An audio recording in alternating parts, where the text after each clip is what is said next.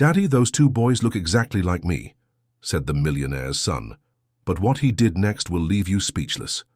But before we start this exciting story, tell me, where are you watching from? Comment your city down below. If you love stories that touch your heart, leave a like and subscribe to the channel. Now let's get to the story. The autumn rain drummed against the windshield of Blake Harrison's black Mercedes as he navigated through Chicago's notorious rush-hour traffic. At 32, Blake had learned to find moments of peace even in the city's chaos, but today felt different. His 6-year-old son Garrett sat in the back seat, pressing his small face against the window, watching the world blur past in streaks of grey and gold. "Dad, why are we going this way?" Garrett asked, his voice cutting through the gentle hum of classical music from the radio. "Construction on Lakeshore Drive, buddy. Sometimes the long way teaches us things we never expected to learn." Blake couldn't have known how prophetic those words would prove to be. As they crawled through the Lower Wacker Drive underpass, Garrett suddenly pressed both palms against the glass. "Dad, stop! Look!" Blake's eyes followed his son's pointing finger to a sight that made his heart clench. Two children, no older than Garrett, huddled together on a piece of cardboard beneath the overpass. Their clothes were torn and dirty, their faces streaked with grime, but even from this distance, something about them made Blake's breath catch in his throat. "Dad, they look—" Garrett's voice trailed off, confusion clouding his young features. Blake pulled over, his hands trembling slightly as he engaged the parking brake. The resemblance was impossible to ignore, even from 30 feet away. The way the smaller child's hair curled at the nape of his neck, the set of the older one's shoulders, the familiar way they clung to each other for warmth. "Stay in the car, Garrett," Blake commanded, but his son was already unbuckling his seatbelt. What force of fate had brought them to this moment? What cosmic joke was the universe playing on a man who had already lost so much? Garrett slipped out of the car before Blake could stop him, his small feet splashing through puddles as he ran toward the children. Blake's heart hammered as he chased after his son, the dangers of the area flashing through his mind like warning signs. "Garrett, come back here!" But when Blake reached the spot where his son stood frozen, staring down at the two sleeping figures, words failed him entirely. The resemblance wasn't just striking, it was impossible. The child closest to them had the same honey-colored curls as Garrett, the same dusting of freckles across his nose. The other boy, slightly smaller, possessed the same deep brown eyes that had just fluttered open in confusion. "Who are you?" the brown-haired child asked, his voice carrying the same lilting Chicago accent that colored Garrett's speech. Blake knelt beside the boys, his expensive suit absorbing the dampness from the concrete. "I'm Blake, and this is my son Garrett. What are your names?" The older boy sat up, protectively positioning himself in front of his companion. "I'm Reed, and this is Landon. Are you going to call the police?" "No," Blake said softly, studying faces that could have been mirror images of his own son. "How long have you been out here?" "3 days," Landon whispered, his voice barely audible above the traffic overhead. "Since Aunt Brooke left us," Garrett stepped forward, his 6-year-old compassion overriding any sense of stranger danger. "Are you hungry? I have goldfish crackers." As the 3 boys sat together sharing Garrett's snack, Blake felt the world tilt on its axis. It wasn't just their faces, their mannerisms, the way they held their heads when they listened. Even the way they chewed their food was identical.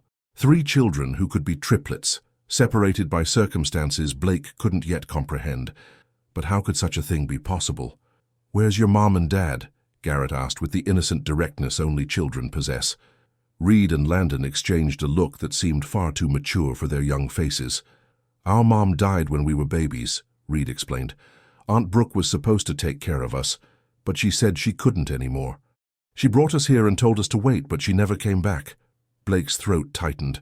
The details were too specific, too heartbreaking to be fabricated by children this young. "What was your mother's name?" "Sarah," Landon said quietly.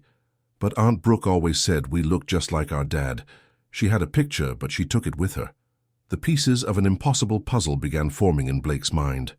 The hospital bracelets still around their tiny wrists read, "Northwestern Memorial," the same hospital where Garrett had been born, where Blake's wife Ava had died from complications during delivery. The same hospital where Blake had thought his world had ended, not knowing it was perhaps where someone else's had begun.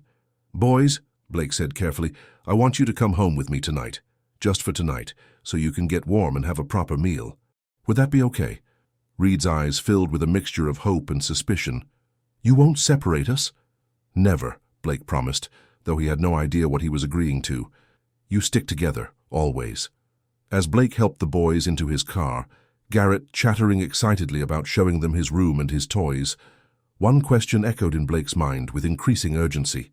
What if these weren't just 3 random children who happened to look alike?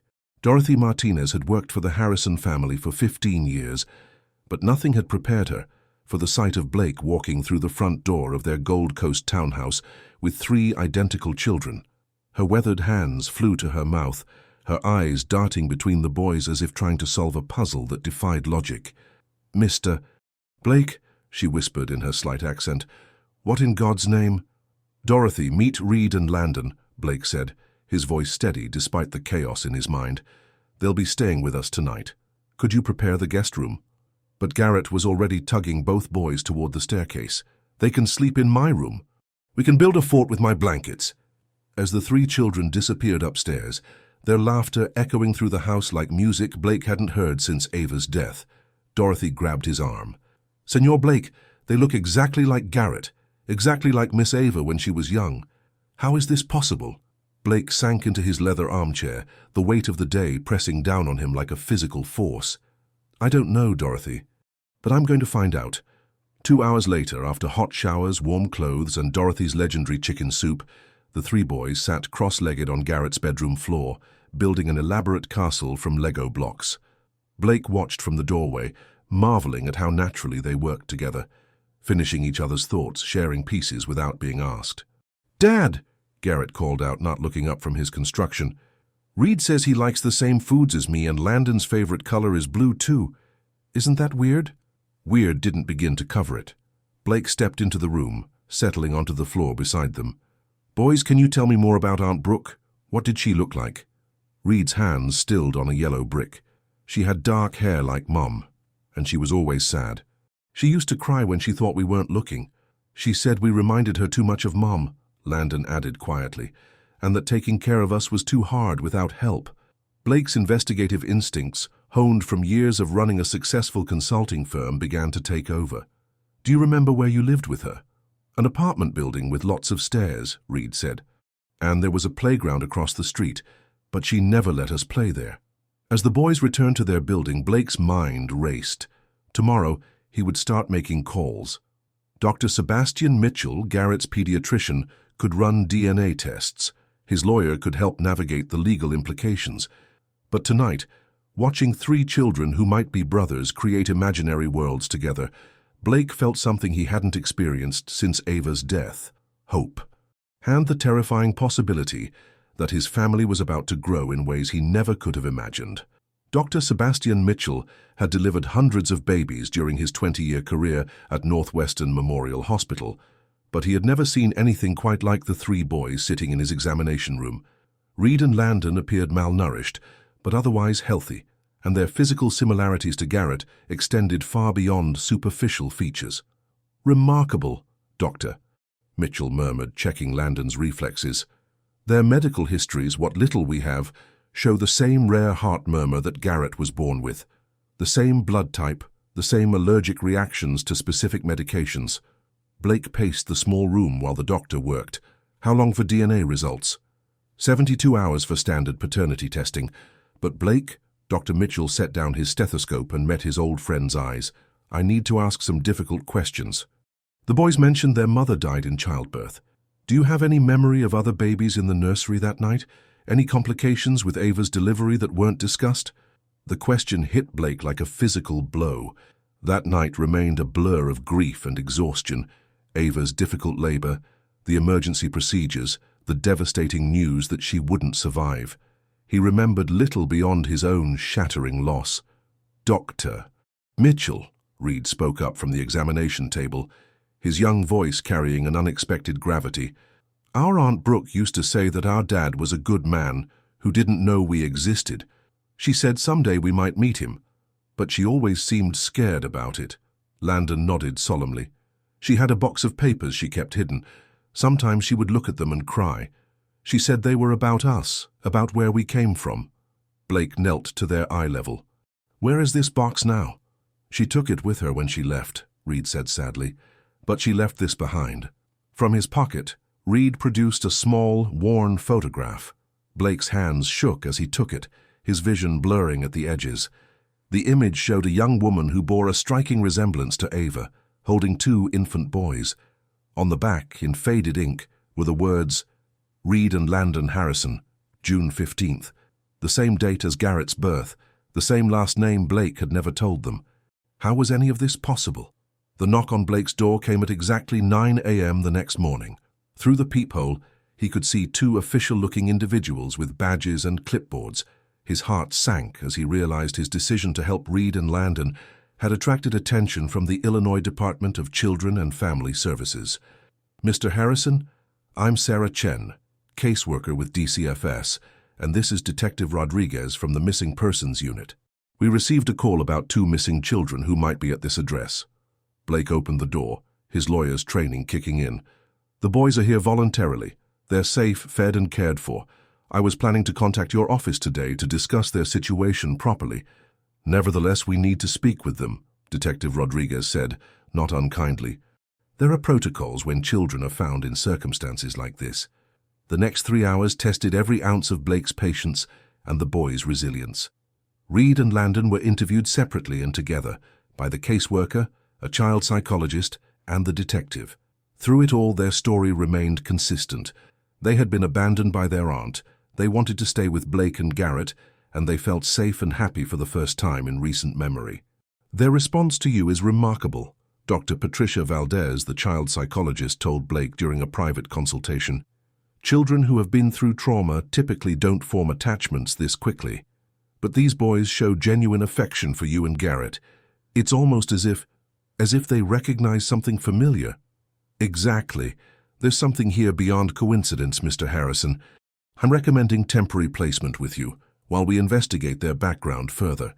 But I need you to understand, if we discover anything that suggests these children were taken from their rightful guardians, the situation will become very complicated." Blake nodded, watching through the window as Garrett taught Reed and Landon how to throw a football in the backyard. "I understand. But Dr. Valdez, what if the rightful guardian turns out to be me?" That evening, as the boys worked on homework around Blake's dining room table, homework that Reed and Landon completed with ease despite missing weeks of school, Blake's phone rang. Dr. Mitchell's name appeared on the screen, and Blake stepped into his study to take the call. "Blake, I have preliminary results from the blood work.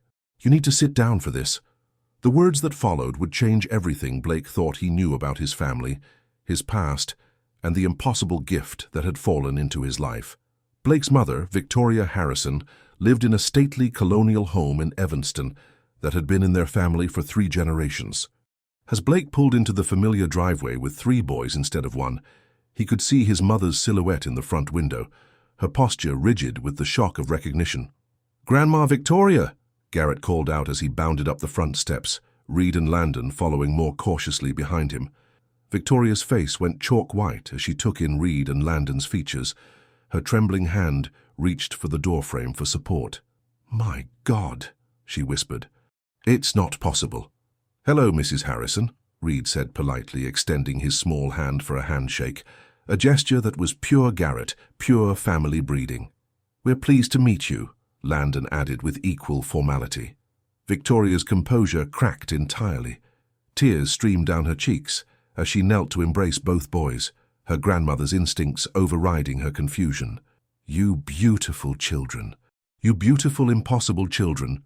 Later, after the boys had been settled in the library with books and hot chocolate, Blake confronted his mother in her private study. Family photographs lined the walls, generations of Harrisons, including several baby pictures of Garrett that could have been any of the 3 boys. "Mom, I need you to tell me everything you know about the night Garrett was born. Everything." Victoria's hands shook as she poured herself a generous glass of sherry. "Blake, there are things about that night. Things your father made me promise never to discuss. Dad's been dead for 5 years, Mom. The time for secrets is over." Victoria stared into her glass for a long moment before speaking. "There were complications with Ava's pregnancy, more than the doctors told you. Your father, he made certain arrangements to ensure the family's future. To ensure Garrett's future. Blake felt ice forming in his veins. What kind of arrangements? Promise me first that you'll remember your father loved you. Everything he did was for love of family, for protecting what matters most. I promise. Now tell me what he did. Victoria's voice dropped to barely above a whisper. He made sure there would be more than one heir to carry on the Harrison name, more than one chance for our family's legacy to continue. The room seemed to tilt around Blake as the implications hit him. Are you telling me Reed and Landon are my sons? That Dad somehow arranged for them to be born? I'm telling you that your father was a man who believed in insurance policies, and that sometimes the choices we make in the name of love have consequences we never anticipate. Blake's phone buzzed with a text message from Dr. Mitchell. DNA results are in. We need to talk immediately. As Blake stared at his mother's guilty face, he realized that the truth, whatever it was, would be far more complicated than he had ever imagined. Dr. Mitchell's office felt smaller than usual as Blake sat across from his old friend, the manila envelope containing the DNA results lying unopened between them. Through the window, Blake could see the Northwestern Memorial Hospital, where everything had begun 6 years ago. Before I open this, Blake, I need to share what our investigation into the boy's medical records revealed. Dr. Mitchell's voice carried a weight Blake had never heard before. Reed and Landon's birth records show some irregularities. What kind of irregularities? They were both born at Northwestern on the same night as Garrett, but in a different wing entirely. The attending physician was Dr. Alexander Hayes, a fertility specialist who was conducting experimental procedures at the time, procedures that were ethically questionable. Blake's stomach tightened. What are you saying? Dr. Mitchell opened the envelope with deliberate care. The DNA results confirm what we both suspected. Reed and Landon are your biological sons, full siblings to Garrett. But Blake, according to all medical records, Ava was only pregnant with one child. Ultrasounds, medical exams, everything pointed to a single birth. The world seemed to stop spinning. That's impossible. Not impossible. Highly illegal, completely unethical, but not impossible. Dr. Mitchell pulled out a second folder. I spent the night reviewing archived files. Dr. Hayes was experimenting with genetic manipulation and multiple embryo implantation. He was trying to create what he called genetic insurance. Multiple children with enhanced traits from the same parents. Blake's hands clenched into fists. Are you telling me that someone performed unauthorized procedures on my wife while she was pregnant? I'm telling you that your father visited Dr. Hayes multiple times during Ava's pregnancy. Large payments were made to Hayes's research fund, and most damning of all, Dr. Mitchell hesitated. Ava never consented to any of this. She died believing she was giving birth to one child. The rage that coursed through Blake was unlike anything he had ever experienced. His father, the man he had respected and mourned, had violated the most sacred trust imaginable. He had turned Blake's wife into an unwitting participant in a genetic experiment. The boys are completely healthy, completely normal, and completely yours. Whatever Hayes did to bring them into existence, they're your sons in every way that matters. Blake thought of Reed and Landon, currently at home with Dorothy, probably building another Lego masterpiece with Garrett. 3 boys who should have grown up together, who had been separated by the machinations of adults who thought they knew better. There's more, isn't there? Dr. Mitchell nodded grimly. Hayes's research notes mention a woman named Sarah Chen, Reed and Landon's supposed mother. She was paid to raise them until they were old enough to be reintroduced to their genetic family. But something went wrong. Sarah developed genuine maternal feelings for the boys and tried to disappear with them. And her sister Brooke inherited the responsibility when Sarah died, along with instructions to return the boys to their father when they turned 6. But Brooke couldn't handle the moral weight of what she was being asked to do. Blake's phone rang, Dorothy calling from home. Mr. Blake, you need to come home immediately. There's a woman here claiming to be the boys' aunt. She says she's here to take them back. The past was catching up to them faster than Blake could process it. Blake arrived home to find a thin woman in her 30s sitting in his living room, nervously twisting a tissue in her hands, while Dorothy hovered protectively nearby. The 3 boys were nowhere to be seen. Mr. Harrison, I'm Jennifer Chen. Brooke was my sister. Sarah was our older sister. The woman's voice shook with exhaustion and guilt. I know about the boys.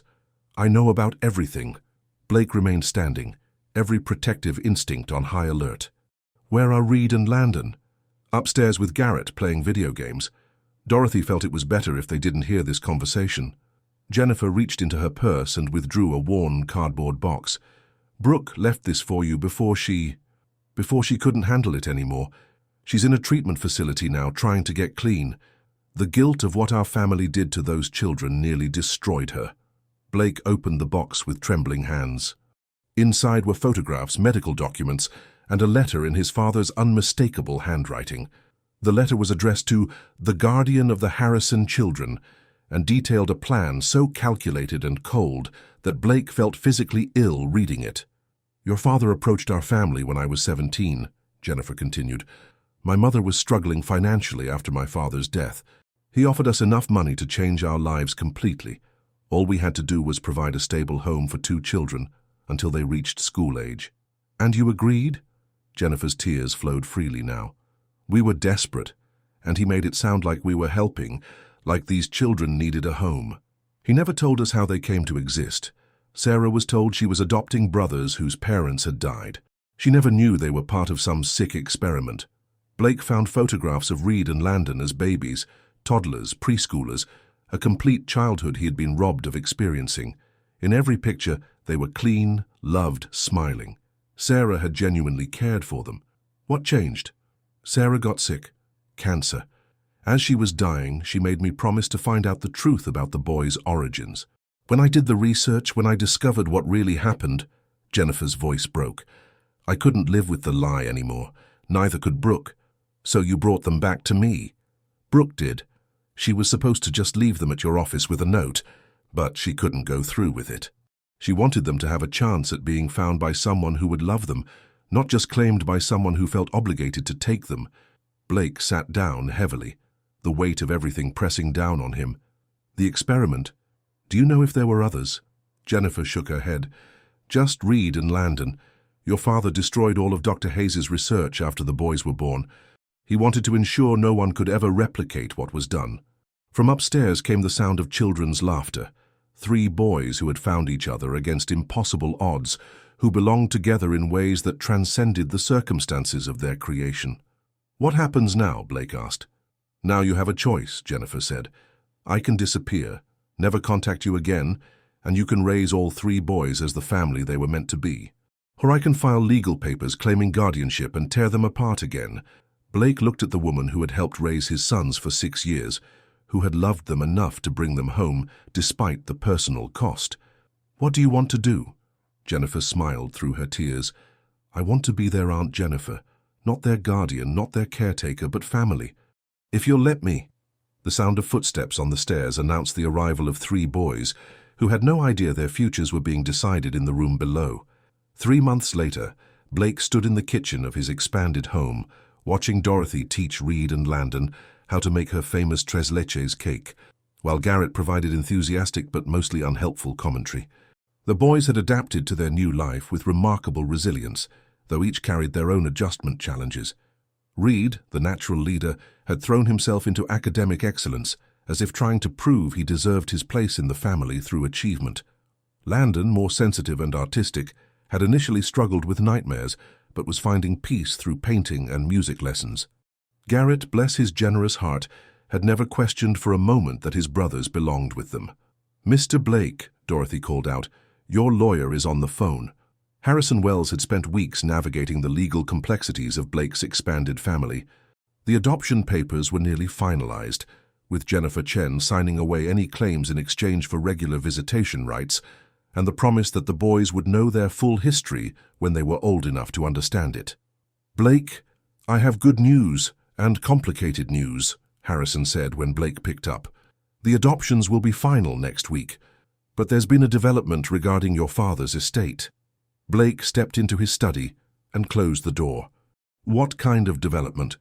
It appears your father left detailed instructions in a sealed envelope to be opened only if the 3 boys were ever reunited. His estate lawyer contacted me this morning. There are trust funds, substantial ones, set up for Reed and Landon's education and future. Blake felt his old anger toward his father resurface. I don't want his money. Blake, listen to me. This isn't about what your father did wrong. This is about 3 children who deserve every advantage possible. Each boy will have access to funds for college, graduate school, starting businesses, buying homes. Your father may have made unconscionable choices, but he genuinely wanted to provide for his grandson's futures. Through the study window, Blake could see the 3 boys in the backyard, teaching Jennifer's daughter how to throw a football. She had started visiting every weekend, helping to bridge the gap between the boys' past and present. What are the conditions? Only that all 3 boys are raised together, with full knowledge of their family history when they reach 18. Your father's final letter expresses remorse for his actions and hope that his grandsons will grow up as the loving brothers they were meant to be. Blake watched Garrett help his younger cousin with her football stance, while Reed and Landon cheered her on. These children were building the kind of family connections that should have existed from the beginning. Accept the trusts, Blake decided, but not for my father's sake. For theirs. That evening, as Blake tucked 3 boys into beds in their shared bedroom, they had refused separate rooms despite having plenty of space, Reed looked up at him with serious brown eyes. Dad, Aunt Jennifer told us that our story is complicated, that someday you'll explain everything. Blake sat on the edge of Reed's bed, Garrett and Landon listening from their own beds. Someday I will, but what I want you to know now is that you 3 were meant to be together. However you came into this world, whatever mistakes adults made along the way, you belong to each other. You belong to this family. We know, Landon said sleepily. We could feel it the first night we were here. It felt like coming home. As Blake turned off the lights and listened to the whispered conversations gradually fade into peaceful sleep, he reflected on the strange turns his life had taken. A year ago, he had been a widowed father struggling to raise 1 child alone. Now he was the head of a growing family that included 3 sons, a beloved housekeeper who had become a grandmother figure, and an extended network of people who had all played roles in bringing his boys home. The past was complicated and painful, but the future stretched ahead full of possibility. 5 years had passed since that fateful day under Lower Wacker Drive, and the Harrison household hummed with the controlled chaos of 3 pre-teenage boys discovering their individual talents and personalities. Blake often found himself marveling at how nature and nurture had combined to create 3 distinct individuals who shared common roots. 11-year-old Garrett had developed into a natural athlete and leader, captaining his Little League team and serving as student council president at Lincoln Park Academy. His protective instincts toward his brothers manifested in fierce loyalty and an uncanny ability to mediate their occasional disputes. Reed had become the family intellectual, devouring books on science and mathematics with an intensity that sometimes worried Blake. The boy who had once survived on scraps now consumed knowledge with the same desperation, as if afraid it might be taken away. His teachers at Lincoln Park Academy had recommended he skip a grade, but Reed had refused, unwilling to be separated from his brothers. Landon had blossomed into the family artist, filling the house with paintings, sculptures, and music. His sensitive nature, once expressed through fearful nightmares, now poured into creative endeavors that left adults speechless. His latest painting, a portrait of their small family gathered around the dinner table, hung prominently in Blake's office. "Dad, we need to talk," Garrett announced one Saturday morning, flanked by his brothers in what Blake had come to recognize as their serious business formation. Blake set down his coffee cup, giving them his full attention. Over the years, these family meetings had addressed everything from allowance negotiations to requests for a family dog, still under consideration. "What's on your minds?" Reed, ever the spokesman in formal situations, cleared his throat. "We've been researching our birth circumstances, and we have questions." Blake felt his stomach tighten. He had always known this day would come, but 11 felt young for the full truth. "What kind of questions?" "We know that our birth was unusual," Landon said quietly. "Kids at school sometimes make comments about how we look so much alike but are supposedly adopted, and Aunt Jennifer gets sad when she talks about our mom Sarah." Blake studied their faces, so much more mature than their years should have made them. They deserved honesty, even if the truth was complex. "How much do you want to know?" "Everything," Garrett said firmly. "We're brothers. We're family. We can handle whatever the truth is." So Blake told them. Not the full adult version with all its ethical complexities, but an age-appropriate explanation of scientific procedures, well-meaning but misguided decisions, and the love that had ultimately brought them together. He spoke of their grandfather's fears about family legacy, of Dr. Hayes's experimental procedures, of Sarah's genuine love for Reed and Landon during their early years. The boys listened with remarkable composure, asking thoughtful questions and supporting each other when emotions ran high. When Blake finished, they sat in silence for several minutes. "So we're like science experiment brothers," Reed said finally. "Does that bother you?" Blake asked. Reed looked at Garrett and Landon, then back at his father. "No, it makes us special. Not everyone gets to be created by love, even if the love was complicated. And it explains why we're so smart," Garrett added with a grin, lightening the mood with his natural optimism. "Speak for yourself," Landon laughed, earning a playful shove from his brothers. As Blake watched his sons process this information with grace and humor, he felt overwhelming pride in the young men they were becoming. Whatever mistakes had been made in bringing them into the world, they were growing into individuals who would make it better. "One more thing," Blake said. "Your grandfather left something for each of you, to be given when you learned the truth." He retrieved 3 sealed envelopes from his safe, each bearing a boy's name in careful script. Inside each was a personal letter from their grandfather, expressing his love, his regrets, and his hopes for their futures. Reed's letter spoke of intellectual curiosity and the responsibility that comes with exceptional intelligence. Garrett's emphasized leadership and protecting those he loved. Landon's celebrated artistic vision and the power of beauty to heal the world. "He really knew us," Landon said softly, tears in his eyes. "Even though he never got to meet us, he knew who we would become." That night, as Blake checked on the boys before bed, he found them still awake, talking quietly about their grandfather, their unique origins, and their plans for the future.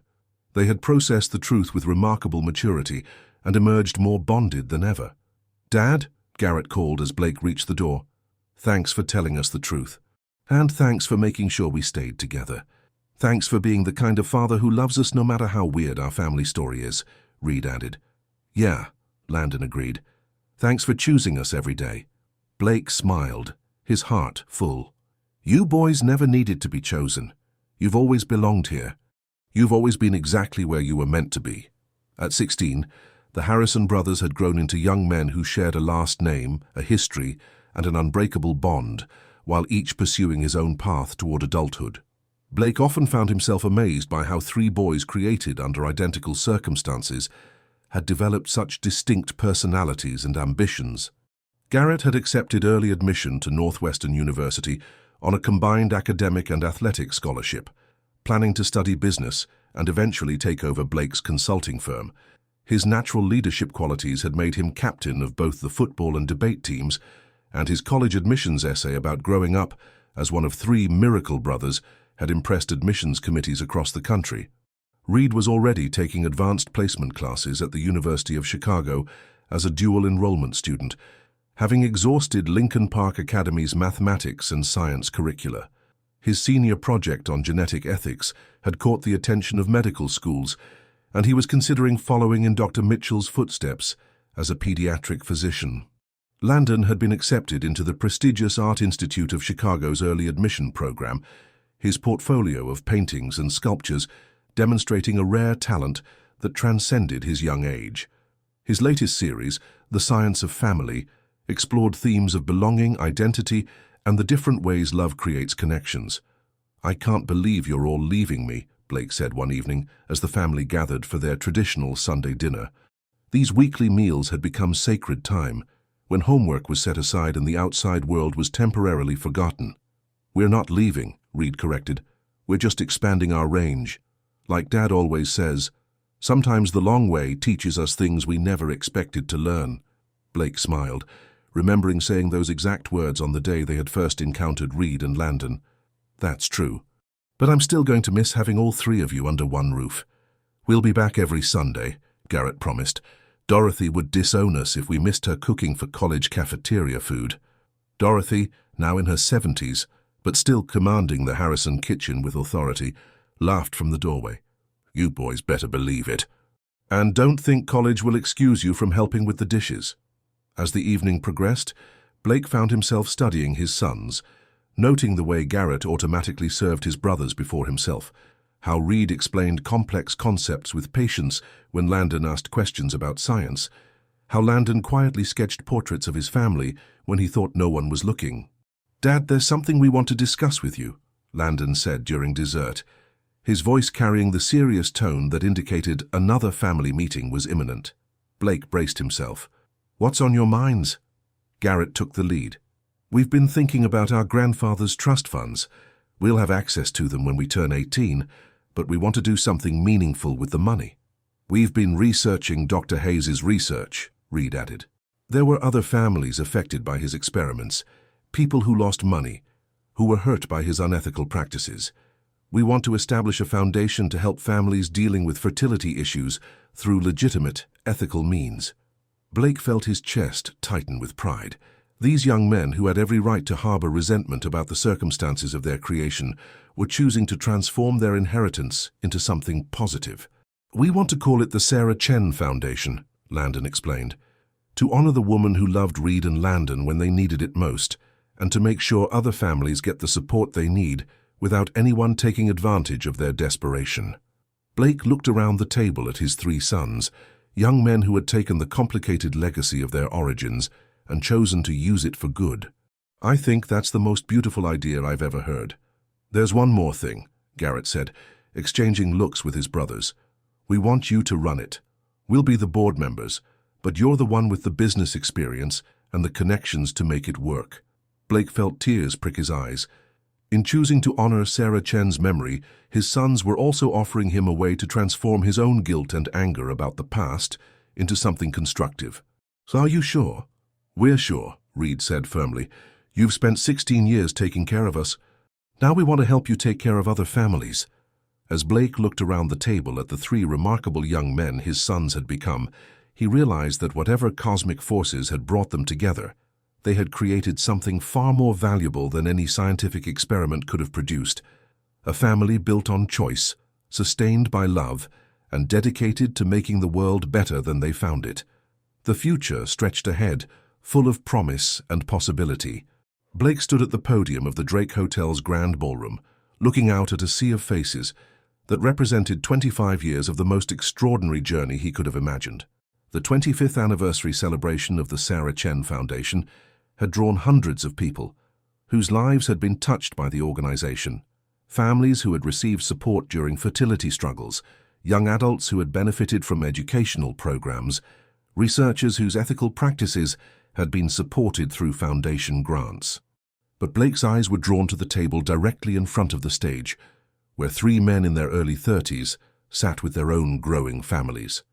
Dr. Garrett Harrison had become one of Chicago's most respected pediatric cardiologists, following in the footsteps of Dr. Mitchell. His wife Maria and their twin daughters were living proof of how love creates families in the most traditional and beautiful ways. Dr. Reed Harrison had established himself as a leading researcher in genetic ethics, his work helping to establish international protocols for fertility treatments. His husband David and their adopted son represented the family they had chosen to build together, demonstrating that love makes family in all its forms. Landon Harrison had gained international recognition as an artist, his sculptures and paintings gracing museums around the world. 25 years ago, Blake began, his voice carrying clearly through the ballroom. 3 little boys taught me that family isn't defined by how we come into the world, but by how we choose to live in it together. The audience listened in rapt attention as Blake told the story, now familiar to many but still powerful in its telling, of finding Reed and Landon under Lower Wacker Drive, of discovering their impossible connection to Garrett, of the journey that had led from that moment, of recognition to this celebration of love and service. His wife Jennifer, named for the aunt who had helped reunite the brothers, and their 3 children filled the family with laughter and creativity. The Sarah Chen Foundation has helped thousands of families over the past quarter-century, but its greatest achievement isn't measured in dollars donated or services provided. Its greatest achievement is demonstrating that we can take the most complicated and painful circumstances and transform them into forces for good in the world. Blake paused, looking directly at his sons. Garrett, Reed, and Landon Harrison didn't just become the family they were meant to be. They became the men the world needed them to be. And in doing so, they've helped countless other families find their own paths to happiness.